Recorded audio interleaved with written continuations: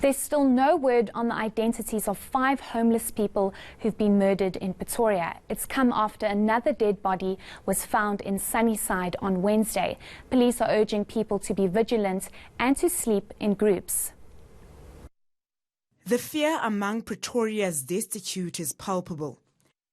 At least if we get this guy, maybe it's a picture or something, because we don't know this guy.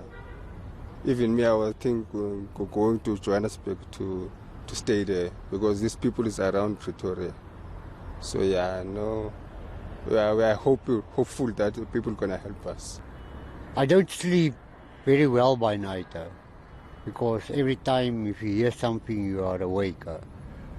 Yeah, I'm not an old man, but I'm 51 years old, and yeah, well, something can happen with me. I got relatives, 2 brothers, and yeah, I just try my best to survive every day. We're all afraid to sleep now on the streets, because you don't know where this is going to be one of the people we know, you know. We don't know, we are all in fear now, and it's just to feel like to move out of this area, you know. Police suspect a serial killer could be behind the deaths of 5 homeless people in the capital city. The only advice given to those without roofs over their heads is that there is safety in numbers. The Sunnyside Community Policing Forum says more shelters are needed in the area. We want to appeal to the city of Tshwane as a municipality from a community perspective to say the municipality should come into play. We need these shelters where homeless people can be placed. And you know, when you walk at night here and it's very cold, it's not a good situation. The city of Tshwane says the matter is a priority. It has set aside a budget to address all the concerns raised. But in the meantime, homeless people remain vulnerable.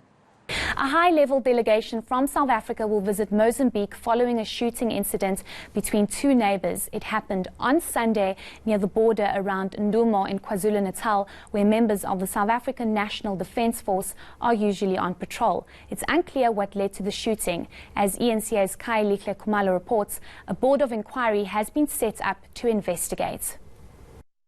For now, it's an incident shrouded in mystery. Photos allegedly showing fatalities are being circulated in Mozambican media. These have not been verified. Neither country has been able to give a clear explanation of what happened and whether anyone died or was wounded. Our troops who are patrolling the borders, they have on the ground there, they have a relationship with the Mozambican border police. They talk to each other. All is just one incident, unfortunate incident. That is why the chief of the South African Defence Force, they've decided that we need to send a high-level team to go and meet the Mozambican authorities. Maputo and Pretoria enjoy strong and long-standing bilateral ties. Could this incident test the relationship? We are, of course, 2 brotherly countries with very strong ties, and these ties must always be maintained and upheld. But I think let us have the investigation. One expert says a number of factors must be considered to figure out what's really happened. More than 2 agencies involved in something, sometimes a coordination gets out of sync, then you have a problem, sometimes it results in a shooting. Now, in this particular case, not just 2 separate agencies, it's 2 separate agencies from 2 different countries that also speak different languages. So it makes it more complicated, there's always more chance. So you need to coordinate closely. Ideally, you should be talking to each other all the time. Meanwhile, Mozambican authorities, through their embassy in Pretoria, are staying silent. Khayelihle Khumalo, Pretoria. The transport ministers vowed to find out what was behind a gruesome accident in Limpopo on Sunday. Fikile Mbalulas met with the families of the 24 people who died.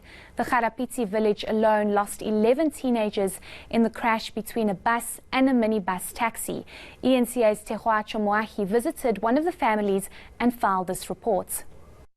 Laughter, sharing jokes with them. Yeah, it was good to have them around. We don't want to lie, and then yeah. Yeah, so, yeah, part of us, when we remember about them, it brings joy to think about them. That's how this grieving family will remember two 16-year-old sisters. Mapula and Ntswaki died on Youth Day when a bus and a taxi collided on the R81 towards Giyani. 24 people died on Sunday, 19 of them high school learners.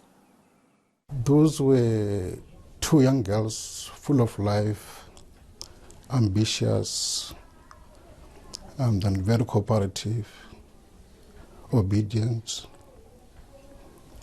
So always, as a family, we were happy when they are around. They will narrate stories. They were very energetic. We're able to laugh and enjoy and share jokes as a family. The Transport Department has urged families and communities to wait for the investigation to be completed. And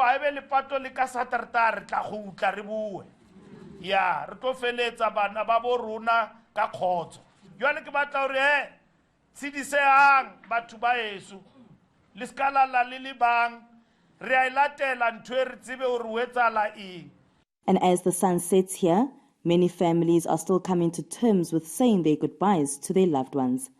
They're hoping to find out exactly what happened to get some closure. In Limpopo. Euthanasia advocate Shawn Davison won't be jailed for premeditated murder. Davison's pleaded guilty to all 3 counts he was charged with. He will serve 3 years under correctional supervision and house arrest. ENCA's Peladi Situsa has the story. House arrest for right to die advocate Shawn Davison. Davison's admitted to assisting in the deaths of Heinrich Berger, Justin Varian and Richard Holland. The murders took place between 2013 and 2015 in Cape Town. He was sentenced to 8 years, suspended for 5 years, and with 3 years correctional supervision, which will include house arrest as well as doing community service. He will only be allowed to go out of the house, to go to church, to do his medical responsibilities and to go to work. Methods used by Davison in the 3 cases include administering a lethal dose of medicine, a lethal dose of fluid, and asphyxiation in one case. During the course of the case, the families of the deceased, all 3 families, when we consulted with them, indicated that they did not want him to be arrested, they did not want him to be prosecuted. This won't be the first time Davison serves time under house arrest for assisted suicide. Eventually she was diagnosed with terminal cancer. He was previously convicted in New Zealand for helping his terminally ill mother Pat to die by administering a lethal dose of medicine to her.